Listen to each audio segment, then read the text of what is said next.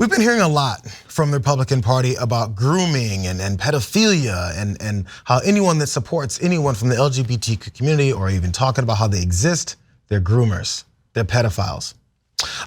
One particular person they don't want to talk about is a former employee at the Republican National Committee because he was just sentenced to 12 years in prison for possession of child porn. Weird how that works. Ruben Verastigui of Washington, D.C. pleaded guilty to charges of having 162 videos and more than 50 images of child porn on his phone in July of 21. On Thursday, a federal judge sentenced him to 151 months in prison, followed by 5 years of supervised release. He will be required to register as a sex offender for at least 15 years. Verastigui, who was 29, was active in an online group with at least 18 members dedicated to trading child porn and discussing child sexual abuse. That's according to the Department of Justice. He also shared child porn videos with another member of the group and made numerous comments about sexually abusing children. So he also told people in this group that his preference was for babies, and saying that they were his quote absolute favorite, and solicited another member of the group for videos of babies being raped. It's all of the monstrous things that you hear Republicans always talking about. Verastigui was a digital strategist for the RNC in 2017 and 2018, working on social media advertising for political committees, backing former President Donald Trump. That's according to his LinkedIn page. The digital strategist also worked for the Senate Republican Conference and for a nonprofit group called Citizens for Responsible Energy Solutions.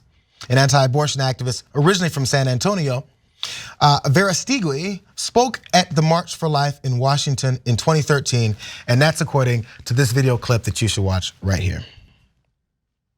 The generation has been led to believe that the killing of the innocent preborn child is okay. How many of us are missing brothers, sisters, cousins, friends because of abortion? I truly believe that we are the chosen generation and we will abolish abortion and change history. In front of all of you, I say that I will dedicate my life to the pro-life movement to see that abortion is abolished. He talks a lot about babies, except when he's online, he talks about them in one way, and then when he's in front of a crowd trying to sell himself as one of these protectors of children, he says another. Last thing, you guys, he's not the only one Republican staffer who's been busted for these types of things, because in November of 2020, a Trump appointee to the Commerce Department, Adam Hagman, he was arrested on charges that he shared child pornography video and commented on sexually abusing children. I'm not sure if that's gonna be on Tucker Carlson's show for the next week. I'm not sure if Laura Ingram's gonna post some kind of a call-in or a post for everyone to report these types of things, but I wouldn't hold my breath. Go ahead, you guys. Yeah, this is just absolutely disgusting. And this is just everything these Republicans say is just 100% projection. I mean, think about it. Like, when I don't like somebody, if I disagree with them politically, my first thought is not to immediately think that they're a pedophile, right? Like, that's not how most people think. We just think, wow, that person has some really awful political takes, right? They're pretty cringe, right? But these right wingers, like all the time, they're these elected officials that will just accuse everybody around them of being like a pedophile or a creeper or groomer or whatever. And then stuff like this comes out, and it's just all projection, and it's just super gross and super disgusting. And I think the most disgusting part about this is the fact that the Republican Party doesn't say or do anything about this. Like, look, I have some serious issues with the Democratic Party, but at very least, when something like this comes out about a Democrat, for the most part, they get pushed out of the room.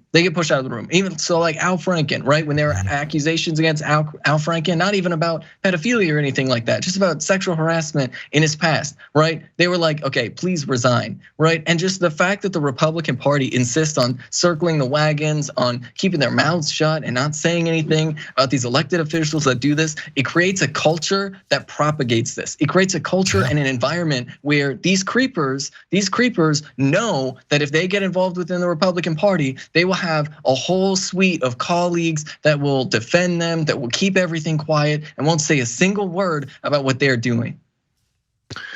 Ben is absolutely right. I mean, this is sad and it's sick, but it's sad. And I don't think that this kind of crime and sickness occurs only with Republicans. It happens with Republicans, Democrats, doesn't matter, but it's out there. And what the Republicans have done, they're really good at messaging, and they're really good, as Ben said, of closing their eyes and putting their head in the sand. And when anything happens on the Democratic side, they go, look, they're all like that. And when anything happens on the Republican side, they don't acknowledge it.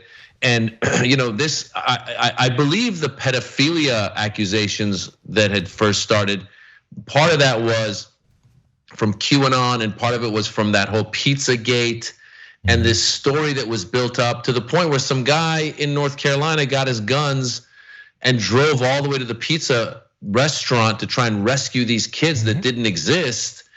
But there were people that believed it. And as you guys have been saying right now, there's people that are involved in child pornography that are Republicans, and yet somehow these people at the base either aren't getting this news piece, they're not getting it because Fox and OAN and whoever else they watch and listen to isn't running it, or they're choosing to be ignorant about it and not do anything about it. What happened to Matt Gaetz? Matt Gaetz has an issue that we haven't had, as Ben was saying.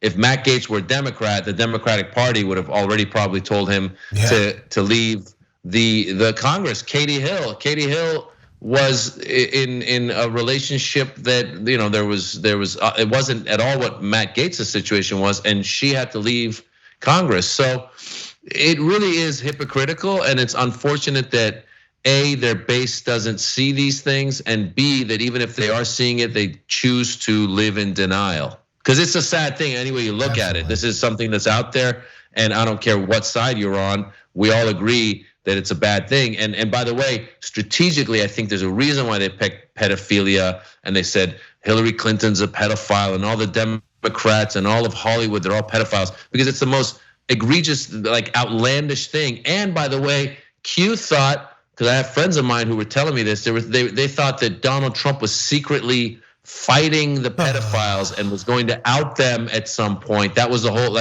I talked to a friend of mine who had gone down the rabbit hole, and he said, the news never covers it. He's secretly getting ready to arrest a bunch of pedophiles. And I was like, what are you talking about? We haven't heard about it all, that means it's true. Once you get them wrapped up in the cult and the belief, that's all that's left.